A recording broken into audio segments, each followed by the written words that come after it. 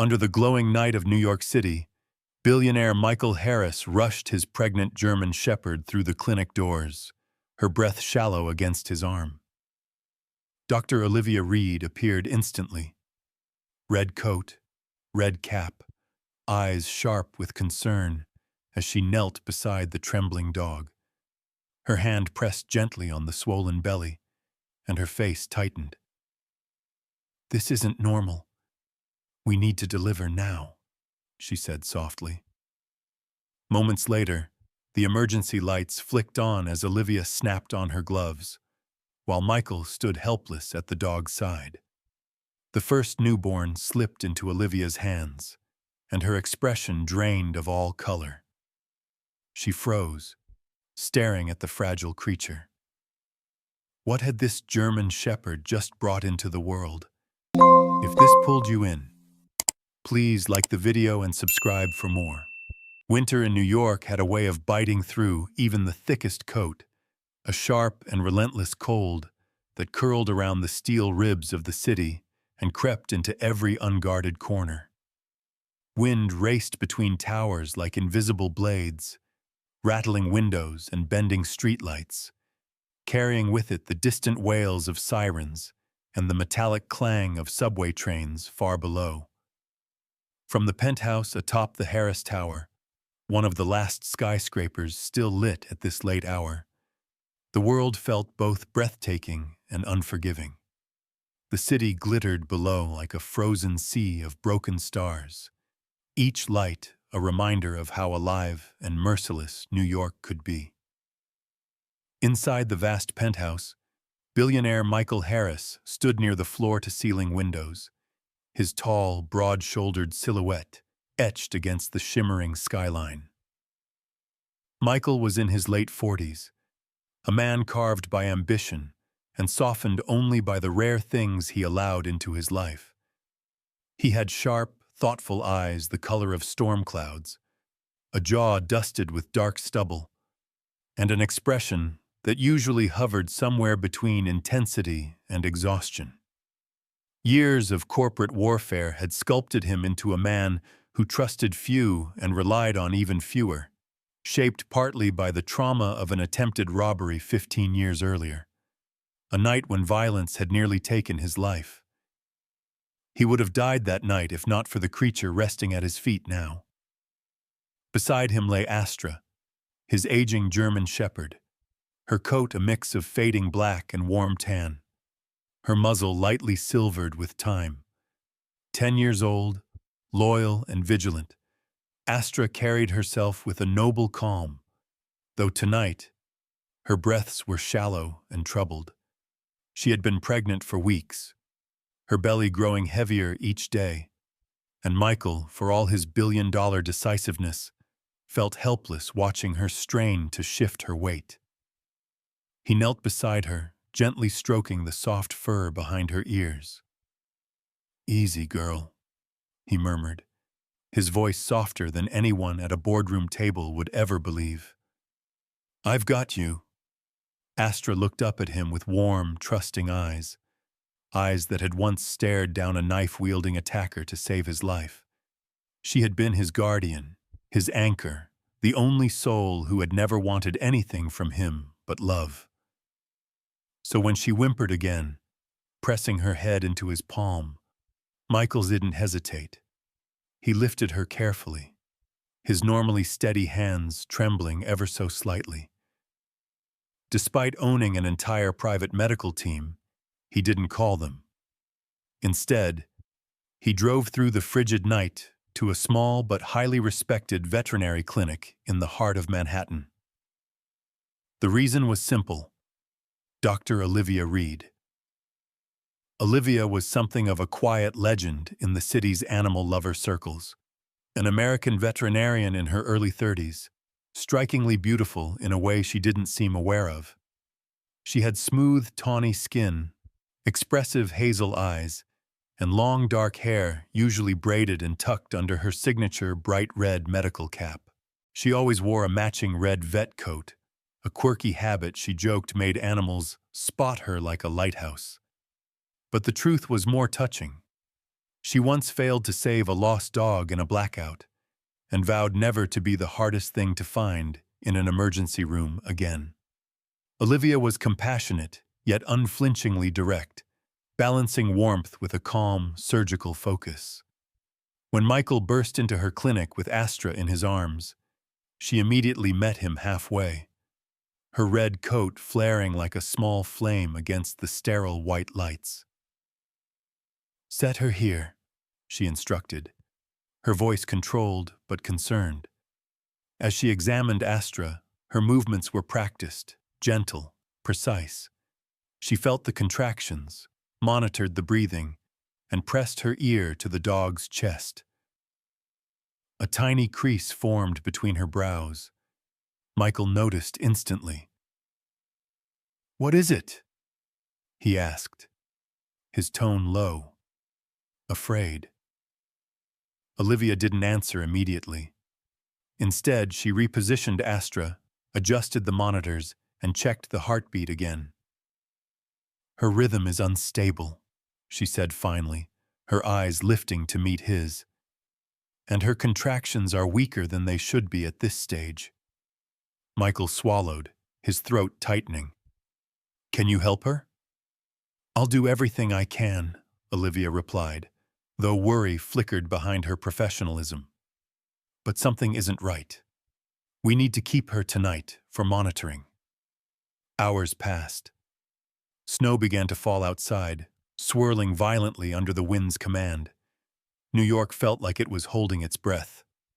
Olivia stayed by Astra's side long after closing, adjusting fluids, checking vitals, refusing to leave the room even for a moment.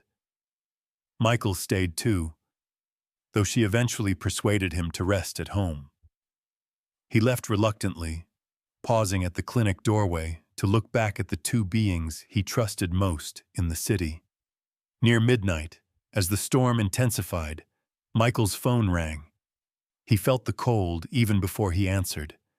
Olivia's voice came through, tight, urgent, and edged with something he had never heard from her before. Fear. "Mr. Harris, we have to deliver the puppies tonight. But—" There was a sharp clatter of instruments behind her, and a soft, pained whine from Astra.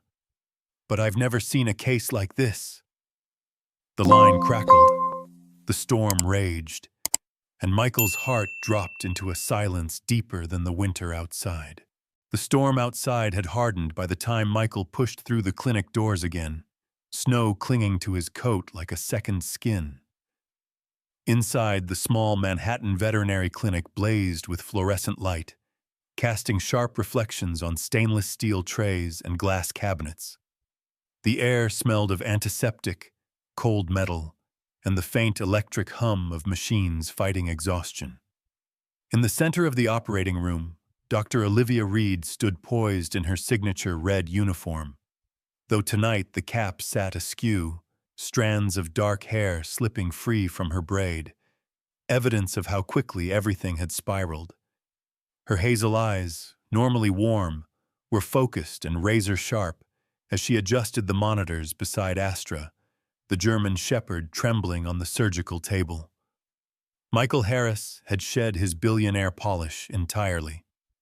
The immaculate black vest he wore earlier now had its sleeves rolled to his elbows, and his expensive tie had been shoved into his pocket without a second thought. His strong jaw was clenched, brows furrowed as he hovered beside Astra like a father refusing to leave a child in peril. The cold businessman of the skyscrapers was nowhere in sight. Only a terrified man remained. Beside Olivia worked Nurse Daniel Cole, a tall, wiry man in his late 20s, with pale skin dusted with freckles and sandy blonde hair tied back in a small knot.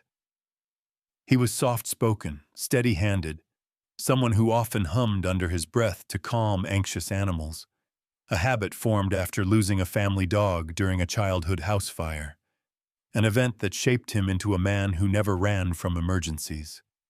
His blue eyes flicked with concern as he passed warmed towels to Olivia. "She's contracting again," Daniel said quietly. glancing at the heart rate monitor stuttering beside Astra. Olivia nodded, her gloves tightening around the slick edges of the surgical drape. All right. Breathe, girl. Just a little more. Astra let out a low, pained groan. The room tensed as the first puppy slid out, tiny, fragile, its fur damp and sticking to its small frame. Olivia and Daniel moved with swift precision, clearing its airway and rubbing its chest until a faint squeak broke through the quiet.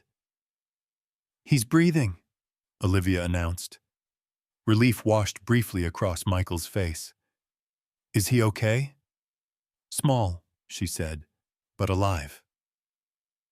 Daniel carried the pup to a warming bed, a small incubator glowing softly in the corner. The second pup came moments later, similarly weak but responsive. But as the third contraction hit, something in Olivia's expression tightened. She leaned closer, eyes narrowing. What emerged next made her pause, not fully, but just enough for Michael to sense it. The third puppy's limbs were unusually thin, its front legs almost reed-like. Patches of fur were missing, revealing mottled, pinkish skin beneath. Its breathing came in tiny, uneven gasps. A shadow crossed Olivia's face. She didn't speak at first, only worked faster. What's wrong? Michael asked, voice low, already fearing the answer. Let me check a few things, she said, her tone too controlled to be reassuring. Daniel, noticing the tension, moved silently to assist, his hands steady but his jaw set. The fourth puppy arrived minutes later, and the patterns repeated. Weakness, sparse fur, underdeveloped limbs. Olivia's heartbeat thudded loud in her ears, though her hands never shook. Astra whimpered, her eyes glazed with exhaustion, yet she still tried to raise her head to check on her puppies. Michael placed a hand on her neck, whispering softly, "You're doing great.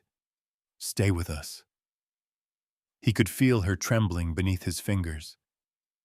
Daniel took a quick photo of the newborn pups for medical documentation, a standard protocol, but he hesitated before pressing the button, almost ashamed to capture their fragile forms. Olivia glanced at him. Just one picture. No more. She didn't want data slipping into the wrong hands. But Manhattan was a city where secrets lasted shorter than snow on a hot sidewalk.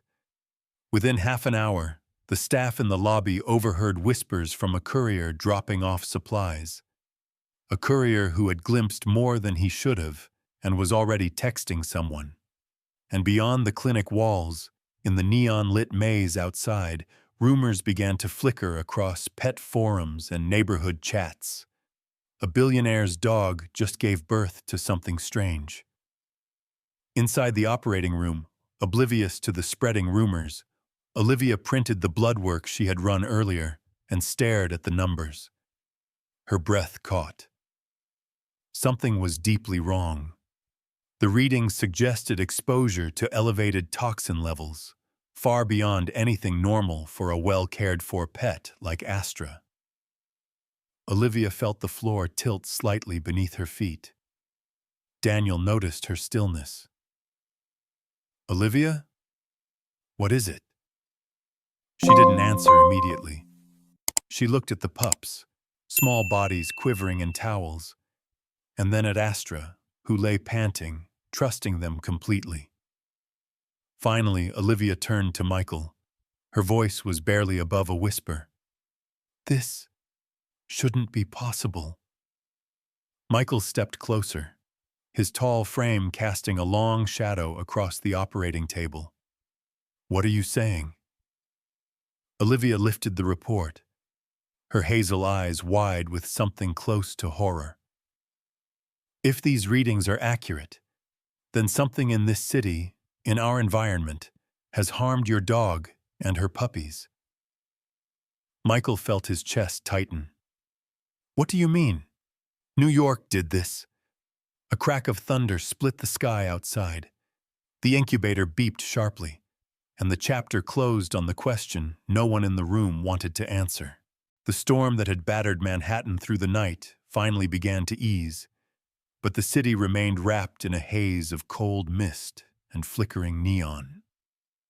The clinic felt quieter now, though tension clung to the air like static. In the examination room, Olivia Reed stood over a metal table, still wearing her red medical coat, creased from hours of non-stop work, and her matching cap now pushed slightly to the side. Strands of her dark, wavy hair slipped around her cheeks, softened only by the glow of the small desk lamp illuminating a stack of printed reports. Her hazel eyes, though exhausted, were sharper than ever as she spread the lab results before her.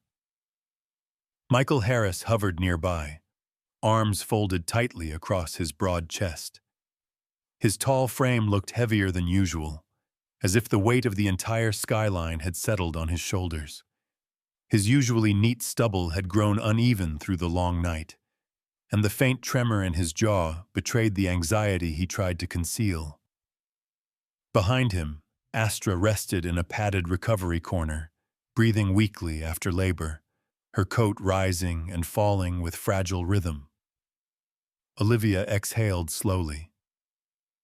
These results.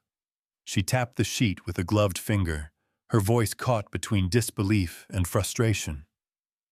The markers indicate exposure to airborne toxins, high levels. And look at this, she added, sliding another report toward Michael. Her blood work shows chemical compounds linked to contaminated construction dust or industrial runoff. Michael blinked, then scoffed with forced humor. I live 70 floors above the city. Don't tell me pollution has learned how to climb. Olivia didn't smile. Instead, she gave him a look that balanced sarcasm with worry. In New York, you shouldn't underestimate the quality of the air we're all breathing. Sometimes I think the smog has ambition. Her voice carried a bittersweet edge, a touch of humor masking genuine alarm. Michael paced, pushing a hand through his dark hair, as if rearranging strands could reorder his thoughts. So, this happened because of the city, he muttered. Because Astra inhaled something toxic? Not just anything toxic, Olivia replied, gently placing the papers down. Something concentrated. Something she shouldn't have been exposed to in normal conditions. Her gaze softened. Michael, is there anywhere she could have spent time recently? Somewhere the environment wasn't safe? He hesitated. His normally confident posture wilted slightly, and he looked away as if the truth stood in the corner of the room waiting for him to acknowledge it. There is something, he finally said. One of my high-rise projects, on the Lower East Side. It's being rebuilt on an old industrial lot. The area used to be a metal finishing warehouse decades ago. Olivia's brows rose. And Astra was there? She wandered around during inspections, Michael admitted quietly. Only for a few minutes.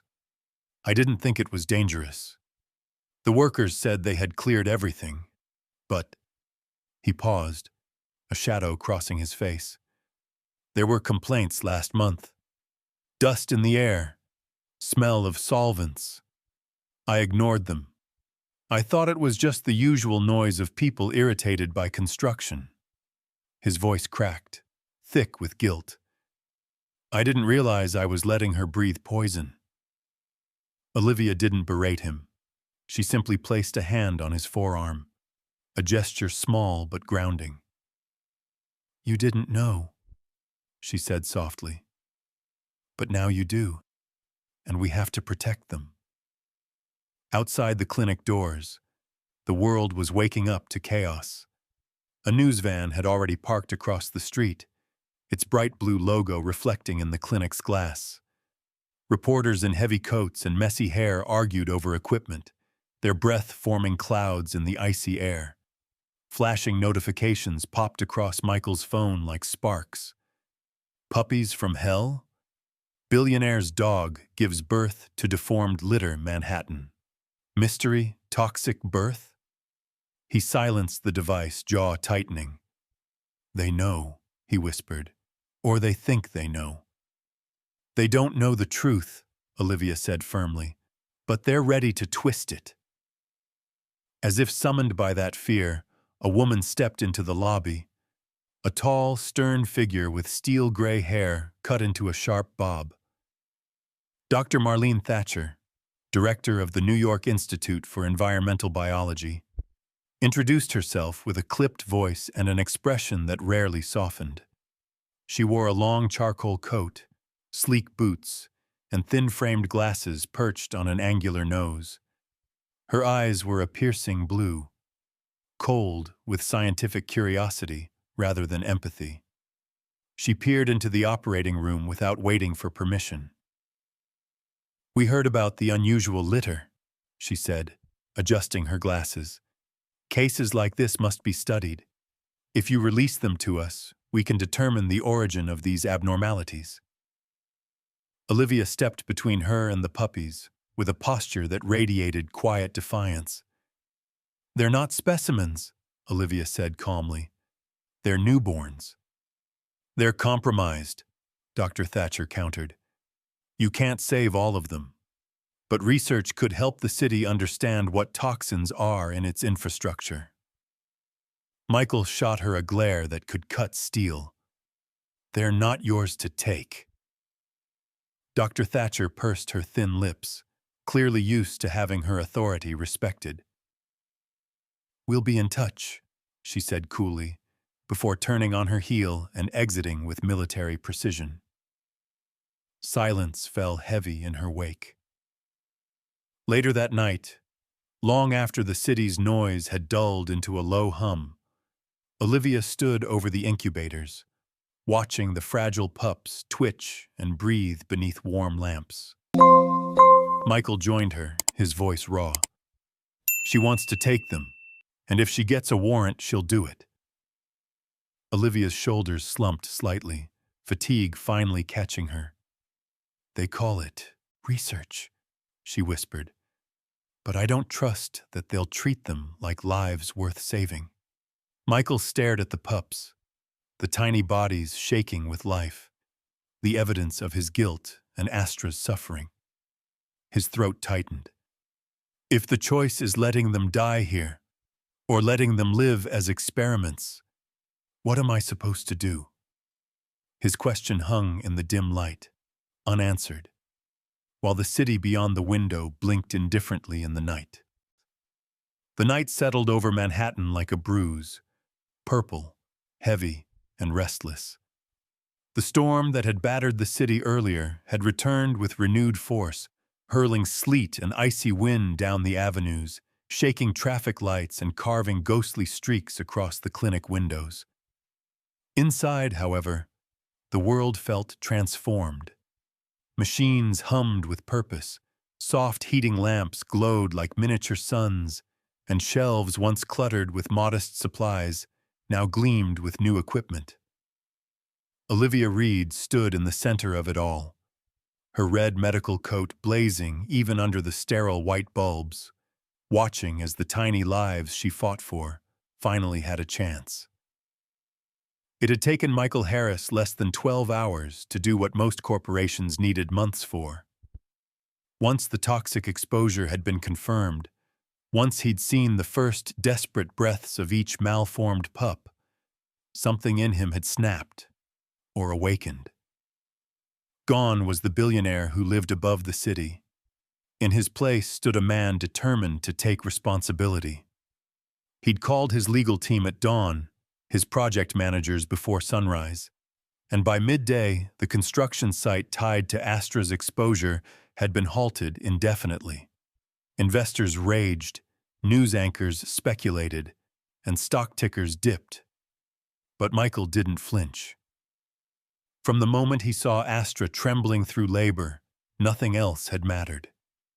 With the same decisiveness, He had then purchased half the building where Olivia's clinic resided and ordered a rapid installation of neonatal veterinary equipment: incubators, oxygen pods, mini ECG monitors, heat-controlled cribs, and ultraviolet sterilizers.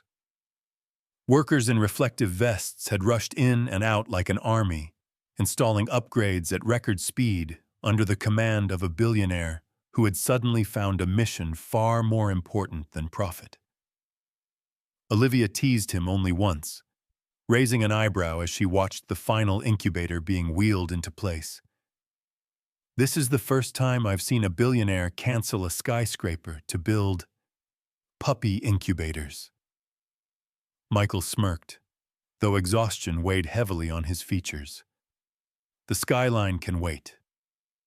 Now, hours later, the new neonatal ward glowed like a sanctuary.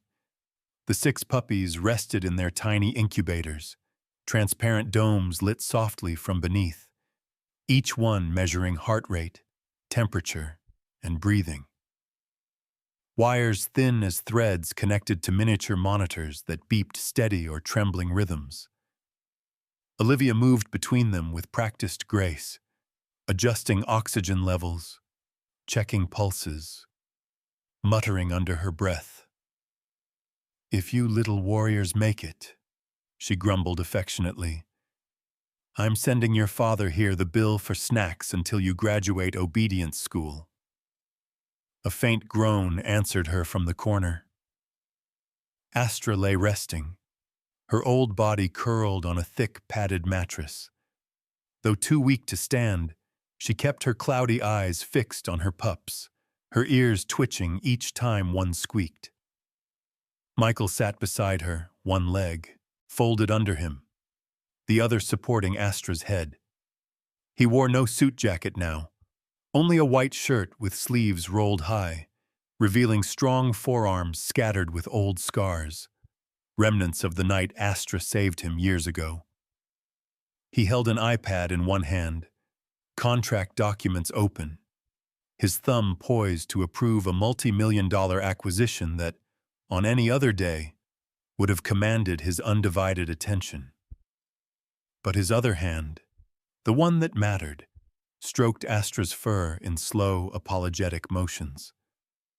"I'm sorry, girl," he whispered, leaning close. "I should have protected you better." Astra shifted weakly, pressing her nose into his palm. Outside, thunder snarled like some wild beast circling the city. Inside, the lights flickered once, then again. Then the low hum of machinery wavered. Olivia snapped her head up. "That's not good."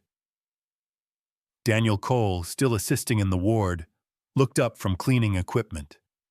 With his wiry build and freckled cheeks, he appeared younger than his 20-something years, but his voice carried steady calm. "Backup generators should kick in if the grid collapses," he said, though concern tightened his eyes. As if summoned by his words, the room plunged into momentary darkness. A single beat of silence passed before emergency lights burst on with harsh red glow, bathing the room in an eerie crimson that made every shadow appear deeper. The incubator alarms began to scream. One monitor flashed violently.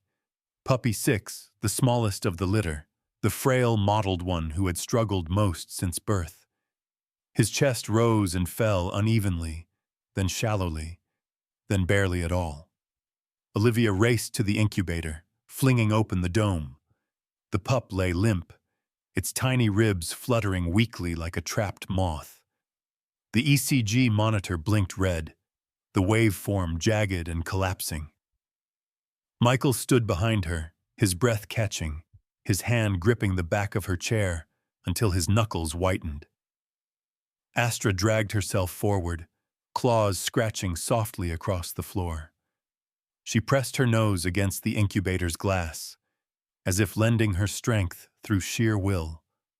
Her eyes, aged, clouded, but burning with maternal fury, never left her struggling pup. "Come on, little one," Olivia murmured, scooping the tiny creature into her palms. She pressed 2 fingers softly against its chest and began compressions, carefully, rhythmically. The pup didn't respond. The heart monitor emitted a piercing tone, the one every vet dreads, a flatline. For an agonizing second, the waveform vanished into a single, straight, merciless line. Time bent. Even the storm outside seemed to pause. Michael swallowed hard, voice breaking. "Olivia?" Her own heartbeat thundered in her ears. She bowed over the tiny body, closing her eyes briefly before whispering through clenched teeth. "Not yet. New York is harsh enough. They don't get to be harsh, too."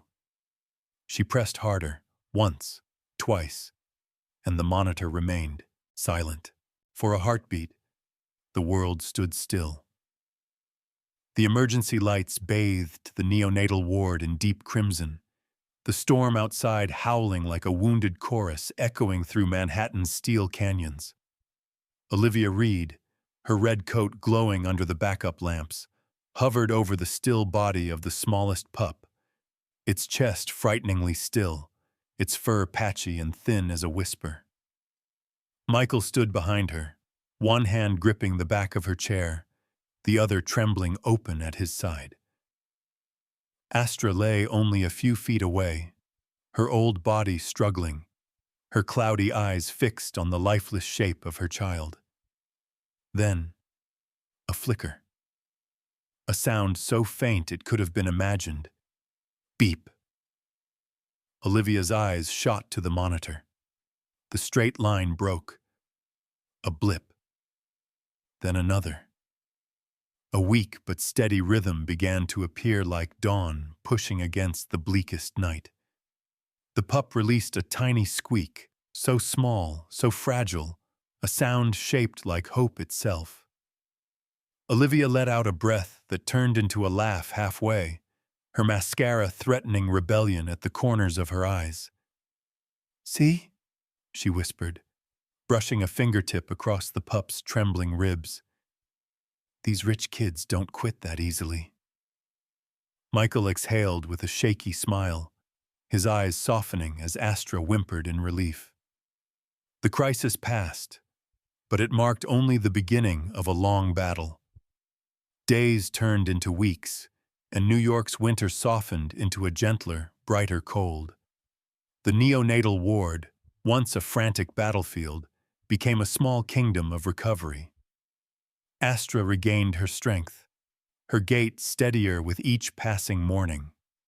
Her coat grew thicker, glossier, catching the sunlight that spilled through the clinic's floor-to-ceiling windows. She no longer lay helpless. She walked, watched, nudged, and gently scolded her pups the way a veteran mother does. The puppies, though carrying traces of their harsh beginning, blossomed into vibrant personalities. One had a slight limp that never dampened his determination to chase dust motes. Another had an odd patch of fur that grew in a quirky swirl, earning him the nickname Hurricane. They were alive, fully, noisily, joyfully alive, and they adored Michael. He visited the clinic daily, sometimes in tailored suits, sometimes in wrinkled shirts from nights spent in conference rooms.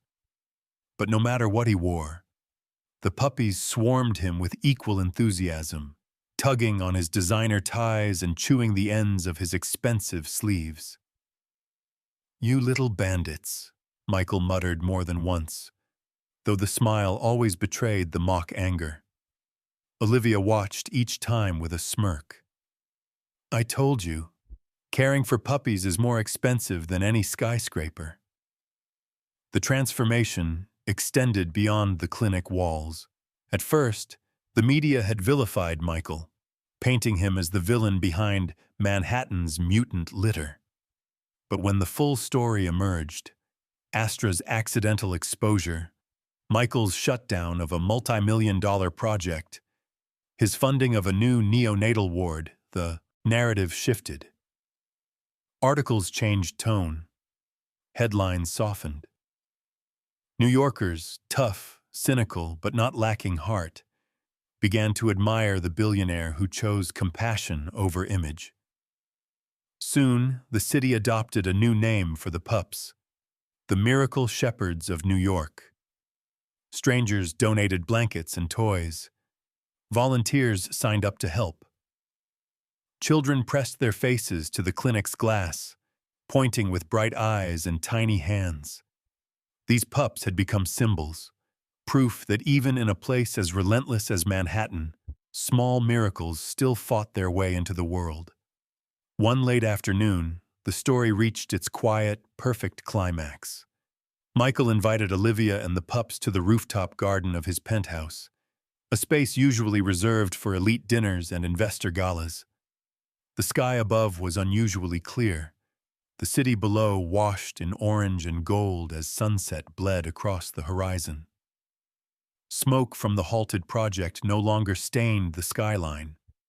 The air smelled cleaner, fresher, as if the city itself had turned a page. Astra settled beneath a warm patch of sunlight, her head resting proudly as she watched her pups chase each other in clumsy circles, falling over their own paws in bursts of chaotic joy. Olivia sat on a long white lounger, her red coat replaced with a soft red sweater, her dark hair loose and swaying in the wind. The pups clambered into her lap, as if it were their rightful throne. She laughed, tipping her head back, a sound warmer than the evening wind. Michael stood a few steps away, hands in his pockets, watching them. Astra, the Miracle Shepherds, and Olivia framed by the fading sun. He looked over the railing at the city he'd spent a lifetime trying to conquer, then back at the small family he had somehow built without planning to. "This," he said softly, "is the most profitable deal I've ever made." Olivia glanced up, brow arched. "Funny. Didn't know saving puppies came with dividends." He shook his head, smiling in a way few had ever seen. "It didn't earn me a cent. And still, it gave me everything." And so the story closed, not with grand fireworks or supernatural fate, but with something quieter and infinitely stronger. A billionaire who rediscovered humanity, a woman in red who saved more than lives, and a pack of once frail German shepherds who now danced on the rooftop as if the city existed just for them. Some stories begin in shadow only to lead people back to the light. This was one of them. In the end, the story of Astra and her miracle shepherds became more than a tale of survival. It became a quiet reminder that even in the hardest, coldest corners of our lives, God still places small signs of grace. Sometimes those signs come as unexpected battles, and sometimes they come as tiny heartbeats returning from silence. Their journey teaches us that miracles do not always arrive in thunder or lightning. Often, they appear in fragile moments, a breath returning, a life rising, a heart choosing hope when everything feels lost. And perhaps that is God's most gentle message to us. When we choose compassion, when we choose to protect the weak, we become part of His miracle. Just like Michael learned to take responsibility, just like Olivia never gave up, just like Astra fought for her pups, we too carry the power to heal the world in small, faithful steps each day.